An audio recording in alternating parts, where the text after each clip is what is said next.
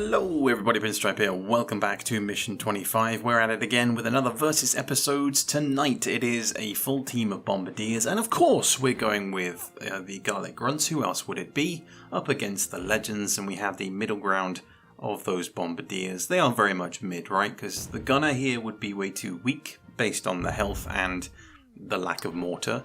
Meanwhile, the Pyrotechnic is a little bit too strong for this one. It would be a little bit too easy for me because Airburst in combination with the flamethrower, poison water, plus the enemy's usage of the pillbox, that would just be an easy out to get easy out of there.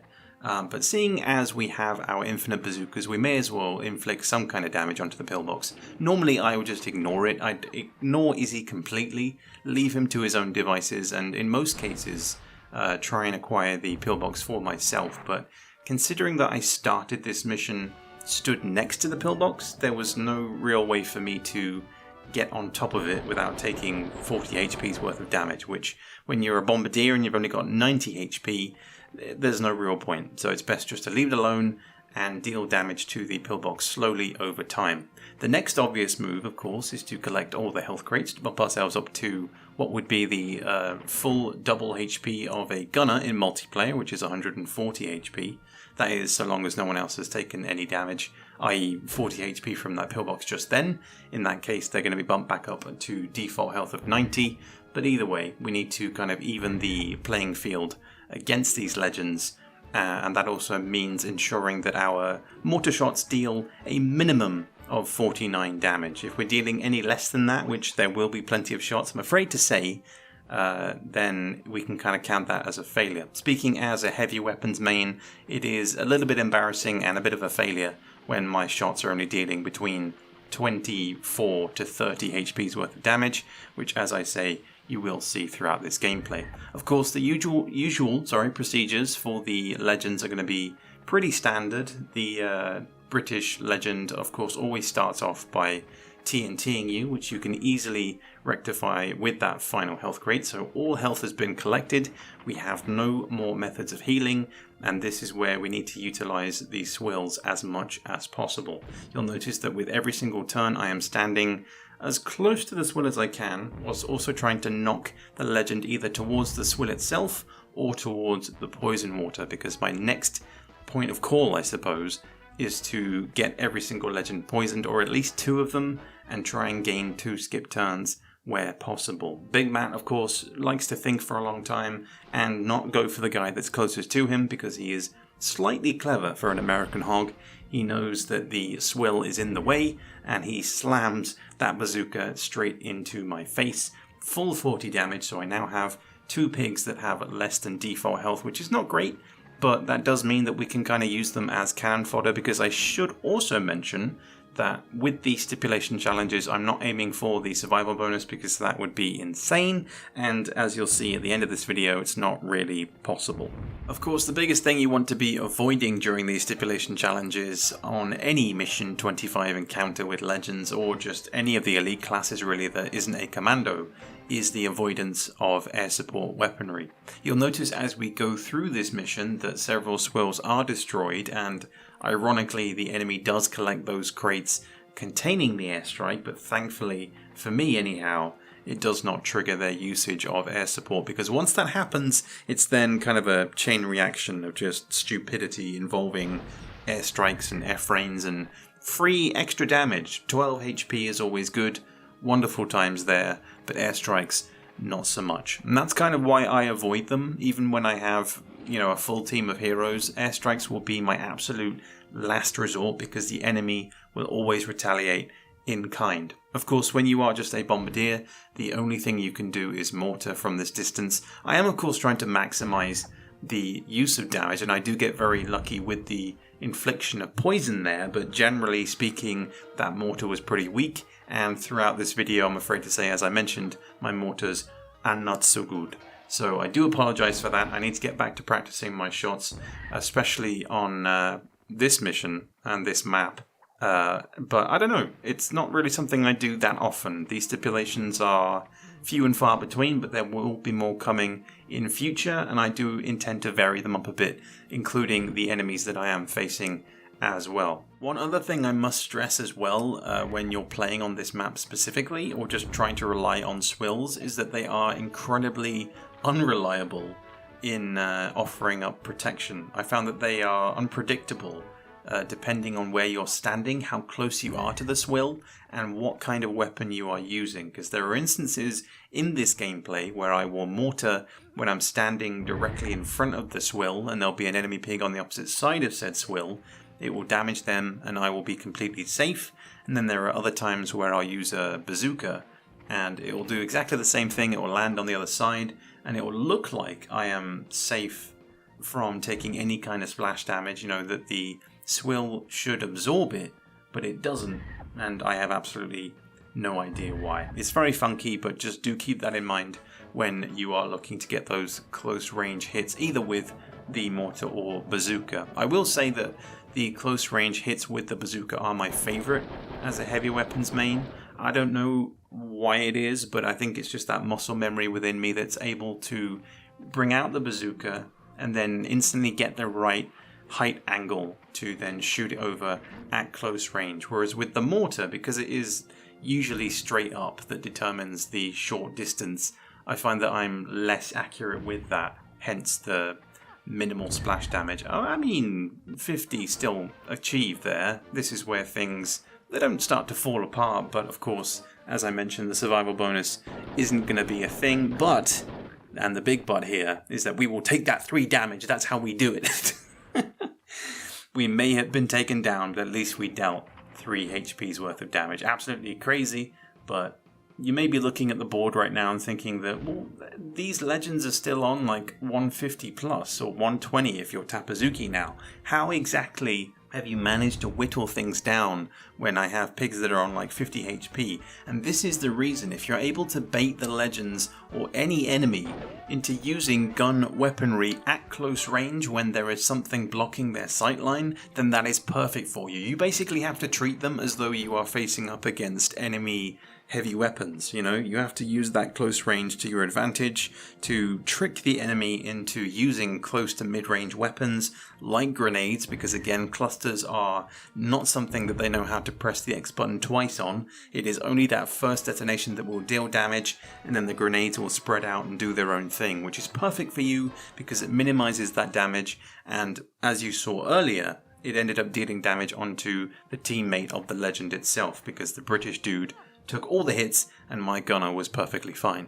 I'm sure there are probably others of you that maybe felt the same way at the time, but as a kid, when I would start Mission 25 and I'd look at the briefing screen, I'd always take that as like the word of God that must be done, i.e. that the swills must be destroyed. And I thought that that was like a, not a stipulation, but that was a requirement for you to complete the mission 100%. But then I don't know how long it took me or why it took me so long to realize that that just wasn't needed, and that destroying the swills equals that you just get supplies given to you. You know, it's not a requirement for you to destroy swill equals win. It should be just destroy swill equals here, have some airstrikes, or for one specific swill, times 3 jetpacks. And I guess there is a story there in that you're meant to like destroy swill A, which gives you the jetpacks, which you then hold on to, or if, you know, you should, I guess at this point, technically have a team that holds jetpacks already.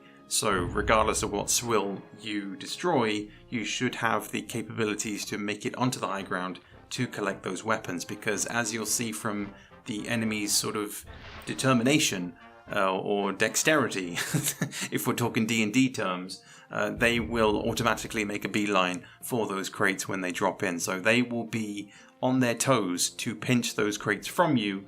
But in this case, as I mentioned, Bombardiers ain't going to be going anywhere near that high ground. So if you are doing this stipulation, I would look to highlight the swill that drops that jetpack crate in, and then try and pinch the airstrikes. But again, it's a double-edged sword, because you'll have that high amount of damage, but the enemy will hit you with all of their firepower in the meantime. Now at this stage in the fight, I am obviously leading the charge with trying to nudge these legends as close to the poison water as I can before splashing them into it. I know that the red legend is fairly close to the water and poisoned, and this is where I get incredibly lucky when it comes to collision, because Izzy...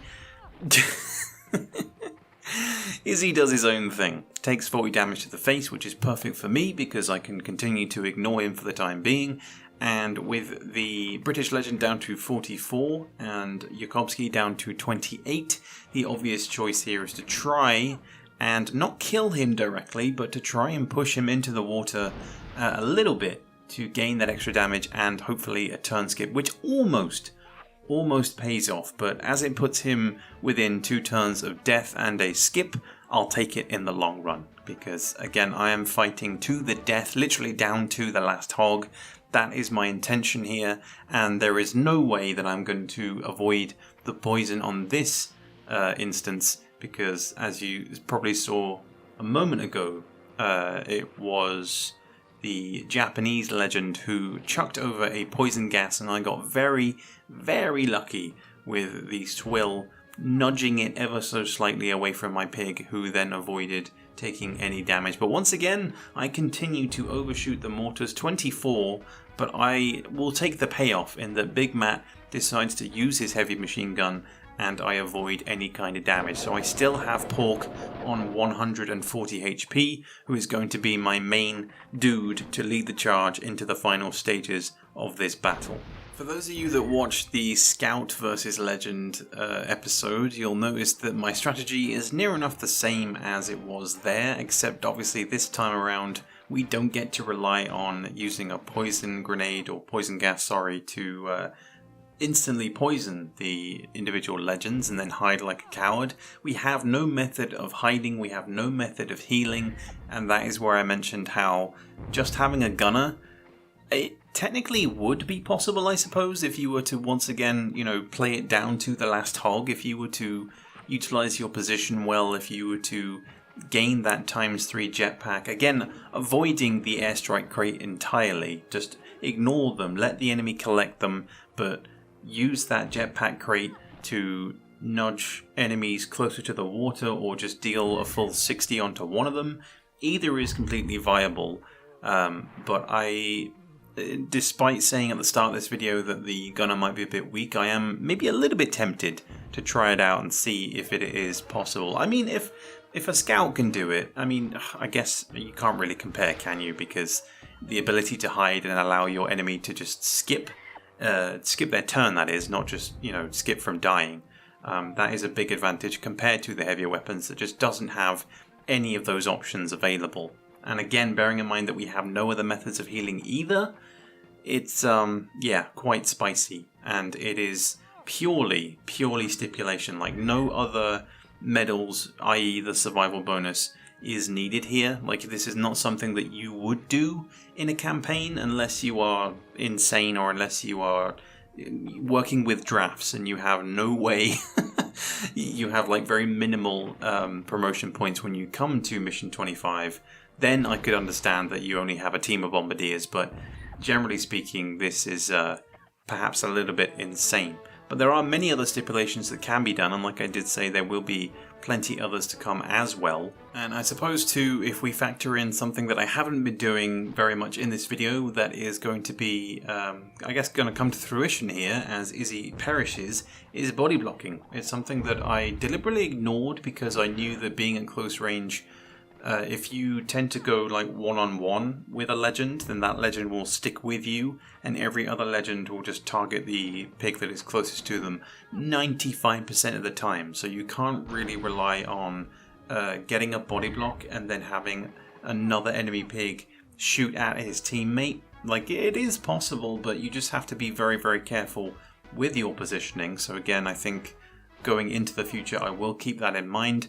So keep an eye out for Gunner versus Legend, or maybe something slightly less, maybe Gunner versus Hero in future. But for now, let's see out the end of this stipulation, because we have a 22 HP pig who is poisoned, but I am on the lookout for Tapazuki, who is on 39 and poisoned, so all I need is like a 30 HP damage bazooka in order to get a second skip, seeing as Yukowski is going to perish as well. And that is exactly what we are going to do here. 36, just about getting it 3 HP. So we have the 2 turns available, and this is where all the damage now needs to go onto the final 2 guys, because Big Matt is on 91. Then we have the German legend, who I think is still on 105, I'm pretty sure. But he will very, very quickly be dropped down in health, and we can ensure that even with the body blocks in place, the damage will be forthwith, I suppose. Because again, even with a low health pig, I am quite happy to get rid of him. Oh, he's on 64, there you go. So he is in the perfect position to be pushed towards the water. I was, again, even here, trying to get a skip turn, but it actually ends up with just a straight up kill because damage numbers are fun. And he does fall in the water. But it draws it down to a 1v1. It is Big Matt versus Pork. And you guessed it, things are going to get pretty damn weird at the end. Because despite being directly in front of me, he decides to pull out the bazooka of all things, because why not? And that draws it down to its obvious conclusion and a head jump for good measure. But I hope you guys have enjoyed this showcase. I'm going to finish this off with a complete miss over the head of the pig. All I have to do is hit 35 HP, and I end up destroying the swill and dealing 29 damage. GG Pin, all you had to do was kill him, and you had to draw this out even longer. But let me know your thoughts on everything in the comments below. I'll leave you with the rest of the gameplay, and I'll catch you guys later for the next one. Peace out, everybody.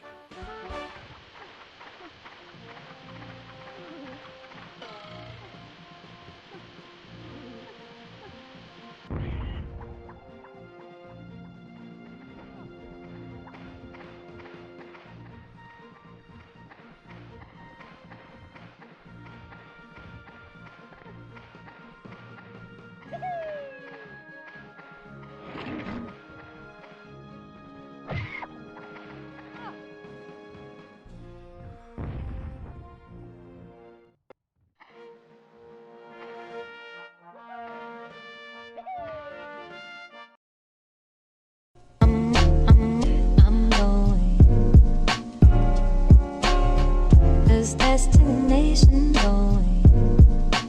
Slam. When I hit you up, I'm talking about banging some. Chill off in your crib and have a thing, probably make a sting or something. Girl, you like my bottom bitch. Post my bill, pay for my lawyer. Play your position when the mother hoes get out of order.